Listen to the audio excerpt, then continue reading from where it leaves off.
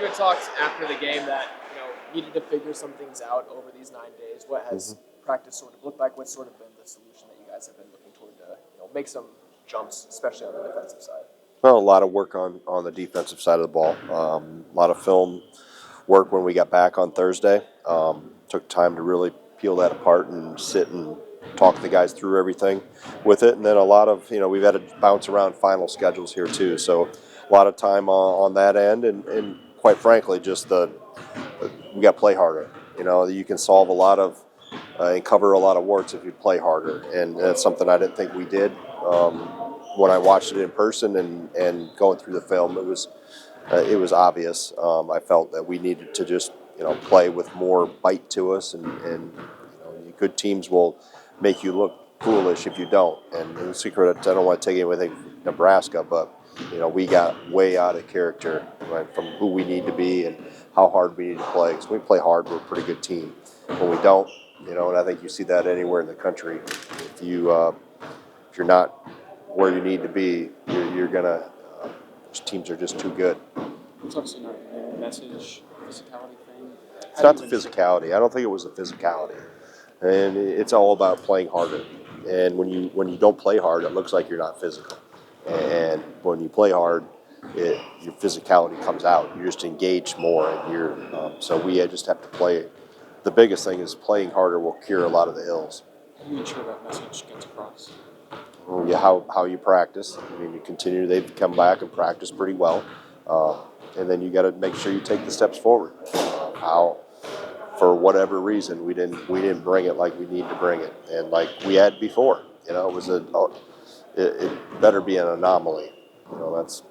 And then you shuffle guys in that understand how important that is. But we just also got disconnected. I think we handled. Do we not handle success well from the week before? Do we not handle adversity well? If they make a run on us, we don't punch back. And so we've got to mature and grow in those areas, and it starts with just playing harder. Greg, in some of the early game prep, what is specifically stood out about Villanova's backcourt? Obviously, they got the freshman, Lewis, as well as Lindsey. Yeah, for a freshman, he's really good. His vision and ability to make plays for others is phenomenal. Obviously, Askew off the bench, too, I think is really added a scoring punch. And then it's the first time I really watched Lindsey and Perkins, impressed with them. And, we tried to mess with Duke Brennan in the portal. He's leading the country. And at one point, he was leading in rebounding. I think he maybe dipped a little bit, but he's leading in offensive rebounding. And, the Hodge kid has really shot the ball well and gives them a spacer at the four. So it's been a team that, I think obviously other than their game at Michigan, they played BYU really tough. Michigan, got a jump on them early, and like they have done with a lot of teams. But it's, they're mixing defenses a little bit, probably even more than what he did at Maryland. A little more pressure. So it's a really good team. I think is still, like a lot of us that have new rosters, trying to figure out places and faces and all those things. So it'll be an exceptional test for us Friday night. Has there been a player on defense that is giving you what you need, and you can point to in film and say, okay, the other guy's on the floor, follow this lead, and kind of lean on him? From last week's game? Just the season in general. The season, yeah. I mean, for the most part, we've been decently doing the right things. I think Janicki has been solid. Rhodey has been very solid. I don't know if I found anybody really consistently from last week's game, but like I said, that better be an anomaly, and we'll move past it and learn from it. But I think they understand, just how important the spacing is. And when we get spread out, the lane opens up and we end up with too much, even though they made 11 threes, it wasn't the threes. It was all the stuff at the rim. So we've just got to understand and be more connected. I mentioned after the game, we guarded like we were guarding individually instead of a team, and it looked like it on film too. We were hugging our guys way away from the basket, way away from the rim, just completely away with how we had been and how we were going to need to be going forward. So just re-emphasizing all those things under how important the team concept of our defensive scheme is.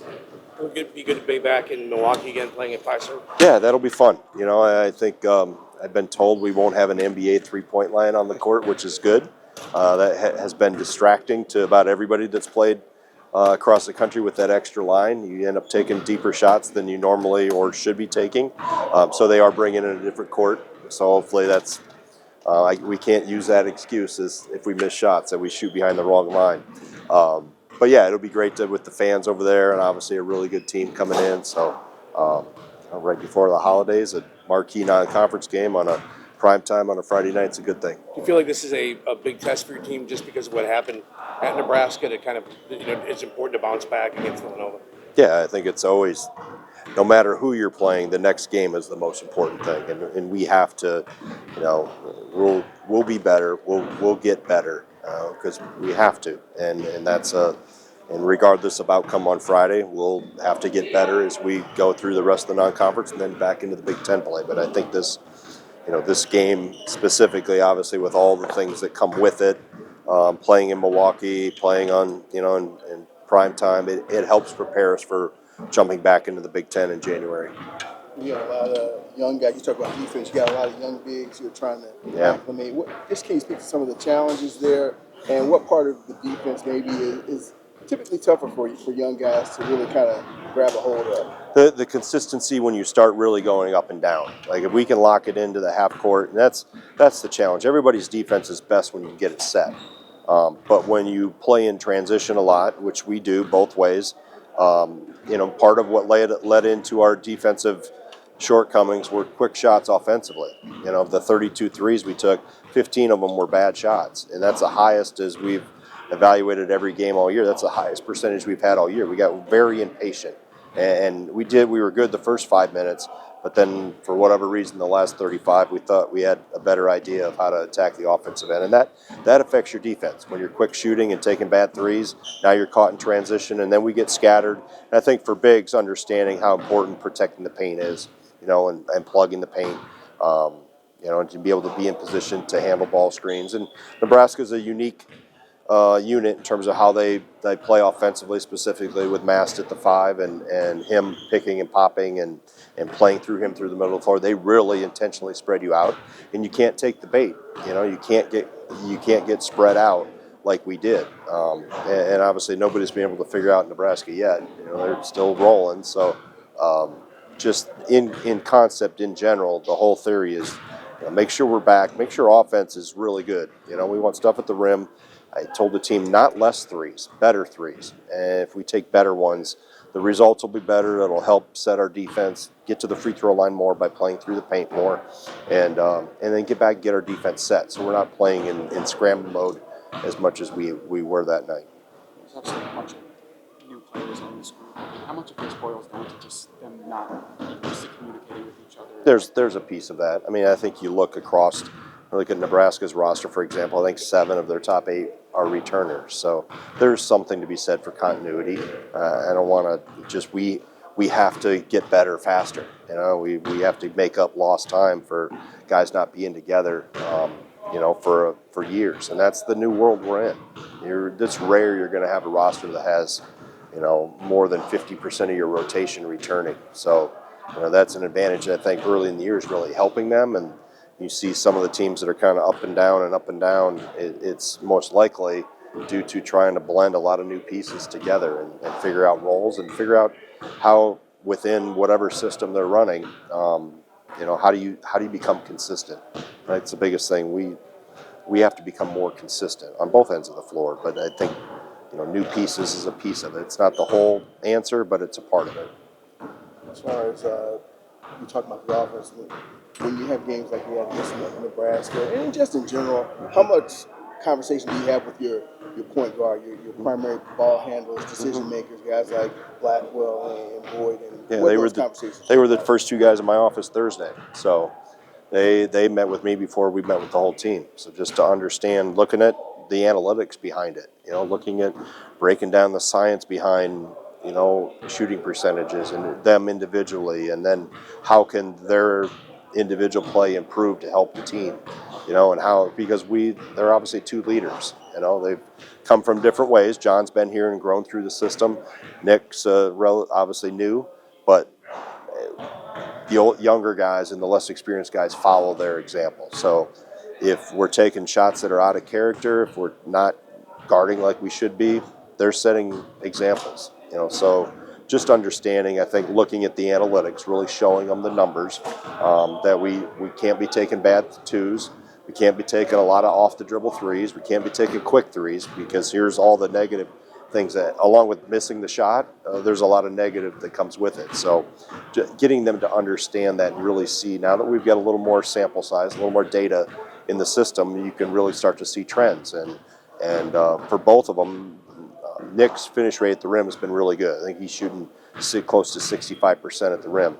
John's not. John's got to improve his finish rate around the rim and minimize, those mid-range twos, or eliminate the mid-range twos, and take better threes. So when those guys kind of follow that plan, everybody else falls in line, and has the same discipline offensively as well. John was really out of character, not just on the offensive end, Yeah. but defensively too. Completely out of character, yeah.